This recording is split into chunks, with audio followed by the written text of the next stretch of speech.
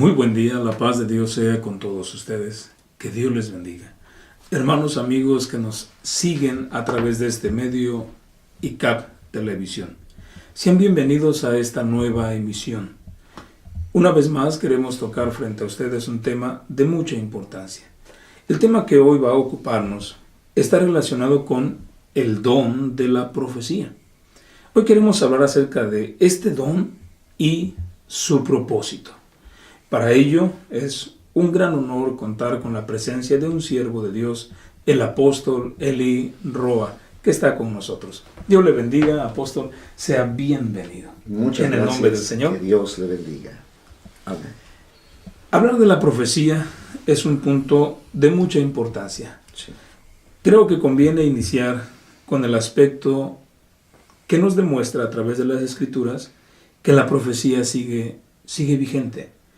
No es un don que haya pasado o que haya terminado en el tiempo apostólico, sino que es un don que todavía está activo. El apóstol San Pablo en la carta a los Corintios, capítulo número 13, nos menciona que si es verdad un día el hablar en lenguas, la profecía, la ciencia o conocimiento terminarán. Y nos dice cuándo. Sí. Cuando viniere lo que es perfecto. Sin embargo, ¿ya llegó lo que es perfecto? No ha llegado aún. Por lo tanto, aún necesitamos el mover de los dones del Espíritu Santo y entre ellos el don de la profecía. Apóstol, queremos pedirle por favor que aborde este tema acerca de la profecía, el don de la profecía y su propósito. Por favor. Que el Señor Jesús bendiga sus vidas y es un verdadero honor servir al Señor, a ustedes, y acompañado del maestro David Adame, que es un siervo del Señor en el concilio. Estoy considerando que su maestría nos uniremos para compartir este bendito propósito de Dios. Gloria a Dios. Definitivamente hemos estado hablando días anteriores que la profecía, igual que todos los dones del Espíritu Santo, no han sido terminados, caducados o cancelados. La palabra de Dios nos enseña, y solo para subrayar, maestro, quiero leer Romanos capítulo 11, versículo 29, cuando dice así el consejo, la palabra, la doctrina apostólica: porque sin arrepentimiento son las mercedes y la vocación de Dios. En otras palabras, es permanente el don, la merced, es para siempre. Hablar de que esos dones han sido irrevocables, eso quiere decir que Dios, habiéndolos dado, los conserva hasta hoy en día. Porque son para la edificación del cuerpo de Cristo. La profecía, al igual que todos los dones, en este caso ya lo habíamos dicho antes, los carismatas, los dones espirituales, tienen un papel importante para la vida de la iglesia. Si bien es cierto que se han vuelto controversia y dificultad, es por falta de la doctrina. La doctrina. Es por falta del conocimiento, pero de suyo el plan de Dios al darnos los dones, por eso la profecía es uno de los 9 dones del Espíritu Santo, exclusivizado en uno de los grupos que le conforman para su estudio, conocido como dones de expresión. Dones de expresión. Al hablar de estos dones de expresión, estamos hablando de, primeramente, el don de género de lenguas, después el don de interpretación de lenguas y de la profecía, entendiendo por profecía la suma de aquellos dos mismos, pero no solo es eso, es algo mucho más profundo. Si respetamos la definición de los originales, tanto en el hebreo como en el griego, esto nos da una enseñanza muy grande. Maestro, quisiera que nos recuerde estas palabras que son originales en sus etimologías. Del hebreo tenemos la palabra naba o navi, que significa anunciar, ser testigo o hablar en lugar de otro. Tanto es así que esa palabra naba o navi es comparado a una fuente que fluye. ¿Usted algún día ha visto una manguera que tiene una salida y tratamos de tapar, pero es fuerza, es aquella fortaleza que está saliendo de esa agua con el poder. Es tanto así la profecía, es parte de hablar en nombre de otro exactamente. Pero tenemos la palabra en griego. Sí, la palabra profemi, la cual significa inspiración para hablar en lugar de otro. Es lo que decíamos. Entonces, tanto el hebreo como el griego están dándonos la pauta a seguir para comprender lo que es el don de la profecía. A la luz de la palabra de Dios, y San Pablo se toma la atención en doctrinar qué significa realmente la profecía, dándonos a conocer sus propósitos. A veces se ha creído que profecía siempre será predicción.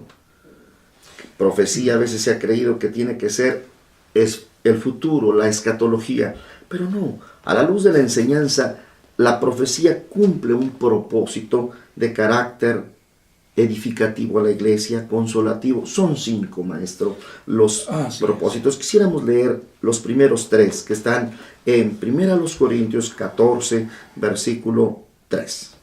Muy bien. Dice aquí la palabra del Señor.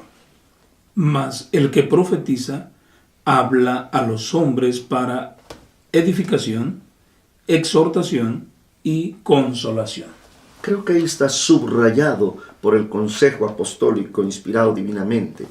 Dice que la profecía es para edificar, consolar y exhortar.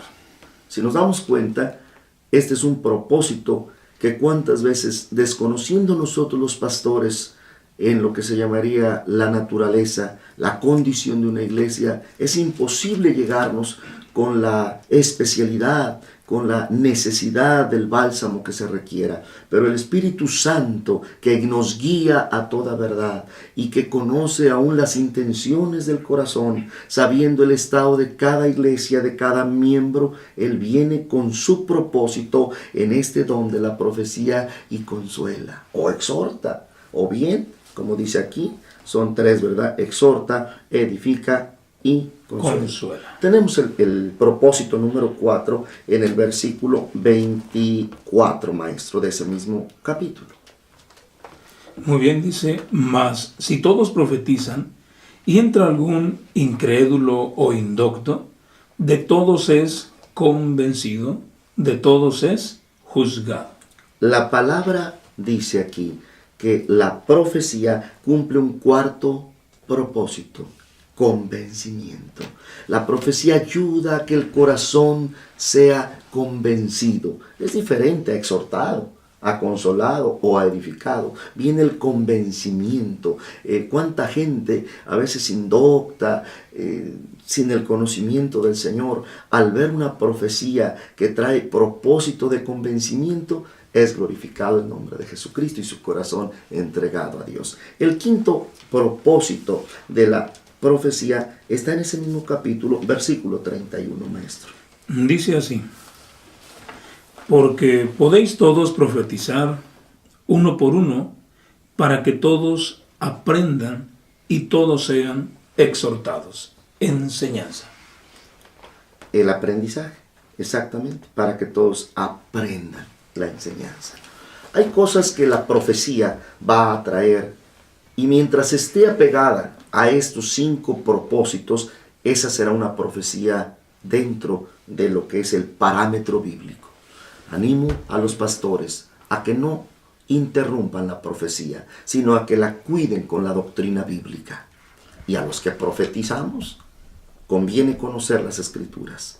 Recuerde, y siempre lo diremos, el pueblo que perece es por falta de conocimiento. El que profetiza tiene en su deber no solo recibir los mensajes, sino conocer la palabra de Dios, la enseñanza. Recordando el tiempo antiguo, uno de los grandes hombres de los profetas, Eliseo, la Biblia dice que tenía escuelas de profeta. Se le llamaban los hijos de los profetas, no porque fueran exactamente hijos genéticos, sino porque refugiaban su ministerio creciente a la paternalidad de un profeta, como la investidura que tuviera un Eliseo. ¿Qué enseñaban? Realmente lo que enseñaban los profetas viejos, antiguos, era el cuidado, el temor, pero también el conocimiento de las Escrituras. La palabra. Es de ahí por eso que se ha creído que profetizar es sinónimo de predicar. Tiene mucho que ver la predicación con la profecía, porque es hablar también en nombre del Señor. El predicador es un mensajero celestial. Sin embargo, hay que ser honestos, la profecía tiene una especial peculiaridad en el propósito de Dios, y los acabamos de leer. Me gustaría que nos los recuerde, maestro, estos propósitos de la profecía, que son edificación, consolación, exhortación. También tenemos el convencimiento y la enseñanza. 5 gloriosos propósitos. ¿Y qué pasa cuando entonces vemos una profecía que está cayendo en juicio y en condenación? ¿Es acaso eso una profecía bíblica o de origen divino? Cada profecía debe ser juzgada, pero cuando una persona que tiene el don de profecía se levanta para condenar a una persona, cerrándole todas las opciones y declarándole ya como perdida su situación, eso no es de Dios. Dios nunca declara una palabra sin esperanza. Es por ello que estamos hablando con mucha palabra en el nombre del Señor, a fin de decirles que el propósito de la profecía es este quíntuple propósito, de tal grado que lo que salga de este plan no es del origen o de la fuente divina. Desafortunadamente existen otras fuentes para la profecía. Hay fuentes malignas y ha habido profetas del inicuo, del malo. ¿Y cuál es la característica? Que hablan todo menos el apego a las Escrituras. La otra profecía que pudiera ser no exactamente maligna, pero no divina, es la profecía humanista, la profecía del alma, lo almático. ¿Cuántos profetizan de su carne? ¿Y sabe cuándo es la profecía de la carne? Cuando los intereses personales están de por medio. Exhorto a todos aquellos que tengan el don de la profecía a nunca profetizar a familiares. ¿Sabe qué? Por mucho amor, por mucha cercanía, también nos vemos tentados a cometer muchos errores. Así que cuando toquen familias, usted pida que sea otro vaso quien traiga la revelación para que Dios confirme lo que ha de decir a su pueblo. Ahora bien, qué importante es hablar, maestro, de los niveles de la profecía, porque alguien cree que porque se le declara una profecía a una persona de aquí que tú serás mensajero, por eso ya es profeta.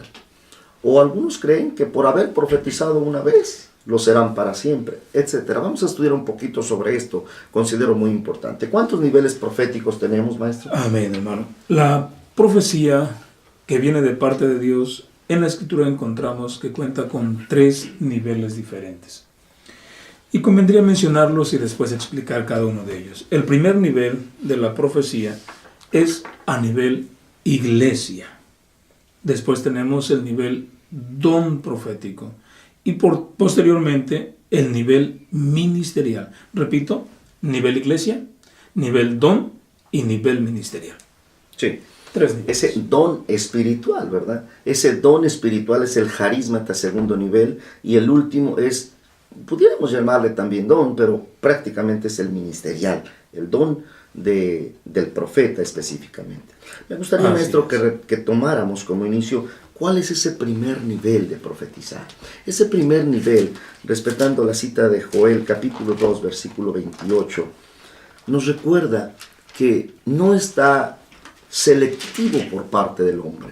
Recuerde que la soberanía de Dios es que Él da como Él quiere y a quien quiere. Bendito sea su nombre. Gloria a Dios. Es por ello que Él puede derramar su Espíritu Santo sobre toda carne, sean hombres, sean mujeres, sean ricos, sean pobres, sean viejos o niños. La profecía es para todo aquel que cree en Jesús, conforme a la voluntad perfecta que Él tiene. La cita de Joel. En Joel capítulo 2, versículo 28 encontramos una promesa y dice así: y será que después de esto derramaré mi espíritu sobre toda carne, y profetizarán vuestros hijos y vuestras hijas, vuestros viejos soñarán sueños, y vuestros mancebos verán visiones. Aquí se declara que cuando fuera derramado el Espíritu Santo, habría muchas personas que iban a profetizar. Sin embargo, no por profetizar una, dos, tres ocasiones, una persona ya es un profeta. Profetizó, pero a nivel iglesia, a nivel local. Es más, ni siquiera tiene todavía el don de la profecía. No porque alguien profetizó una vez o dos o tres ya tiene el don. No. El profetizar es parte de la demostración bíblica de haber recibido el don del Espíritu Santo como bautismo para poder entrar en los carismatas. Vamos a recordar una iglesia del Nuevo Testamento ya, cuando Pablo llegando les predica y reciben de este glorioso Espíritu Santo y empiezan a profetizar. Estamos hablando de la iglesia de Éfeso. Maestro. En Éfeso había un grupo de discípulos que habían creído por la predicación de Juan el Bautista. El apóstol Pablo les predica, les enseña acerca del Espíritu Santo y ellos se sorprenden porque ni siquiera sabían que existía el Espíritu Santo. Sí. Los bautiza en agua y les impone las manos y dice así: y habiéndoles impuesto Pablo las manos, vino sobre ellos el Espíritu Santo y hablaban en lenguas y profetizaban. Eso no significa que los de Éfeso automáticamente tenían el don de la profecía y que fueron profetas. No, profetizaron, hablaron en lenguas, declararon el mensaje de Dios, pero no eran profetas ni tenían el don de la profecía. La característica para saber en qué momento se pasa de ese primer nivel al segundo, que ya sería el don espiritual, el don espiritual de la profecía, es, número uno, ante la constante manera que Dios empieza a usar al vaso. No son 2 o 3 veces, sino ya es un tiempo considerable. El vaso entra en una madurez espiritual, en una comunión con Dios, en un testimonio, en un conocimiento de las Escrituras. Entra una responsabilidad de mayor envergadura espiritual. Entra un compromiso serio y el uso es más constante. Ya cuando hablamos de un don, tenemos casos como las hijas de Felipe. La Biblia enseña que este vaso tenía hijas y dice que eran profetisas. Declara la palabra en Hechos 21, versículo 9. Hablando de Felipe el evangelista, que era uno de los 7 diáconos iniciales, dice en el 9, y este tenía 4 hijas, doncellas, que profetizaban. Se entiende en esta palabra que ellas profetizaban de manera más frecuente, más constante, y que era reconocido que ellas profetizaban. Este don, ya manejado en forma específica, tiende a cubrir los 3 propósitos. Cuando se profetiza en el primer nivel, suele suceder muy frecuente que solo se cumple el propósito de la consolación, que es el de no menor importancia, pero el de inicio, diríamos. En cambio, los que tienen el don ya de ministerialmente, de espiritual, el don espiritual, el carismata, ya empiezan a hacerlo, como se ha explicado, frecuente, con más constancia y con una profundidad de alcanzar los 3 primeros niveles, que serían de los 3 propósitos iniciales: la consolación, la exhortación y la edificación. Ahora bien, cuando este vaso es calificado siempre bajo autoridad pastoral o apostólica, cuando este vaso es probado en el cumplimiento del mover profético, prácticamente Dios lo está llevando a un tercer nivel, que sería el don ministerial ya de profeta. Y para eso tenemos una abismal diferencia. Estamos hablando de que las hijas de Felipe eran profetisas, pero tenían solo el don espiritual. Y se trataba de una profecía mucho más profunda, que hablaría aún de las prisiones, de los azotes que llevaría un apóstol llamado San Pablo, y para ello se requería de un nivel de otra investidura. Vemos el caso cuando se tuvo que invitar a Agabo, un hombre de Dios que no tenía el don, sino tenía el ministerio. Vamos a escuchar. Lo interesante es que estaban ahí las 4 hijas de Felipe el diácono, y tenían ellas el don de profecía. Pero se necesitó que viniera a Judea un ministerio profético. Dice así la Biblia. Y deteniéndonos nosotros ahí por muchos días, descendió de Judea un profeta llamado Agabo. Y venido a nosotros, tomó el cinto de Pablo y atándose los pies y las manos dijo: esto dice el Espíritu Santo. Así atarán los judíos en Jerusalén al varón de quien es este cinto, y le entregarán en manos de los gentiles. Una profecía muy profunda, una profecía muy elevada que estaba dando dirección a un apóstol. Definitivamente el profeta, ya con ministerio, de aquellos que habla Efesios capítulo 4, versículo 11, ya lo habíamos manejado en otros momentos, tiene la característica no solo de la profundidad bíblica, sino de la dimensión, no solo territorial, sino de carácter de mayor envergadura, nacional o aún mundial. Cuando Agabo se está dirigiendo al apóstol Pablo, está hablando de lo que pasaría en Jerusalén y de cómo le llevarían hasta diferentes lugares en su prisión. Estamos hablando de preparación para la vida apostólica. En el caso de la mujer, a la luz de la Biblia no encontramos una sola que haya sido profeta. Todas alcanzan el segundo nivel de ser profetisas. Profetiza. Que es con una responsabilidad hasta un límite. ¿Por qué? Porque el profeta tiene un cuidado y una carga que tendría mucho peso si fuera para una dama, para una mujer. Yo nunca he considerado discriminativo a Dios en relación a la mujer para el ministerio de apóstol o profeta, pero según Efesios 2:20 son los del fundamento, y aquí considero que Dios toma esta palabra, consideración, más que omisión, predilección o un tanto de discriminación. Dios es un Dios que trae comprensión al sexo femenino, porque este ministerio de profeta es un ministerio de una envergadura y una responsabilidad grandísima. Es importante que también aprendamos que las profecías de cualquier nivel, sí señor, deben pasar por un sedazo. Y ese sedazo es la doctrina. Aquel que profetiza en el nivel que sea y se moleste porque juzguen su profecía, discúlpeme, no ha empezado todavía. Dice la Escritura en 1 Corintios 14, 29. Dice así: asimismo, los profetas hablen 2 o 3, y los demás juzguen. La palabra juzgar es aceptada. Ahora, hay que saber quién debe juzgar las profecías. ¿Cuántas veces hemos permitido que juzgue el pueblo y el nuevo y el niño? Es incorrecto. Pero los pastores, el cuerpo de servicio, los hombres de Dios, los maduros, estamos puestos por la gracia de Dios en su inmensa misericordia para juzgar este trabajo, esta responsabilidad. Y cuando un profeta ha hablado de Dios, no importa que le juzguen. Hay ocasiones que las profecías necesitan una profunda interpretación. Hay profecías en visión, hay profecías en sueño y hay profecías expresadas a través del mismo canal profético.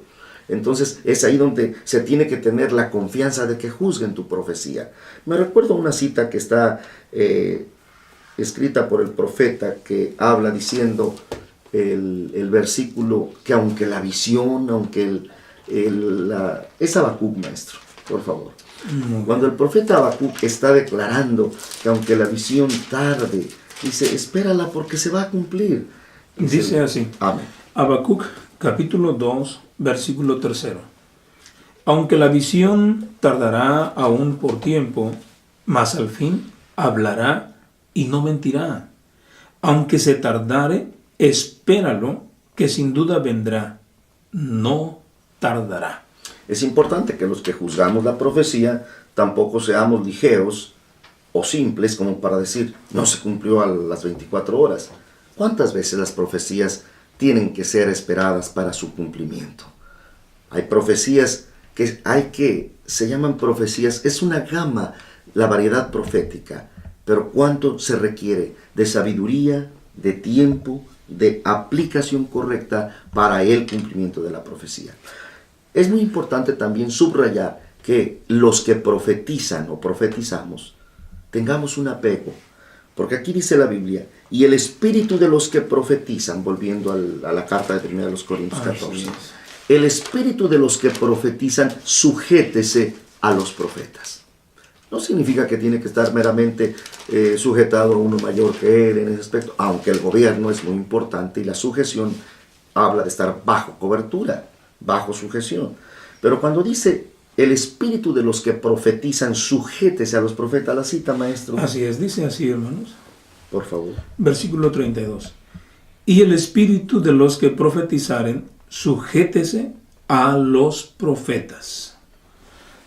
En este pasaje, ¿verdad? Se da a entender, cuando dice profetas, no tan solo se refiere a otros vasos con el don de profecía, también se refiere a los profetas de la Biblia. Amén. Se refiere a la doctrina profética. Sujetarse a esta doctrina significa que la persona va a respetar lo escrito, porque ningún mensaje profético puede contradecir la santa palabra de Dios. En otras palabras, no existe profecía que supere a esta profecía. Esta profecía está dada desde el principio y se acabará el cielo y la tierra, y esta profecía permanece para siempre. Es urgente Aleluya. Que los que profetizan estemos sujetos a esta profecía. Queremos recordarles que nuestros programas en ICAP Televisión están a su disposición y le invitamos para que siga estudiando con nosotros la palabra de Dios. El anhelo es que la Iglesia de Jesucristo se prepare cada día y marche en este propósito divino. La gracia y la paz de Dios con todos. Hasta la próxima emisión. Dios les bendiga, hermanos. Buen día.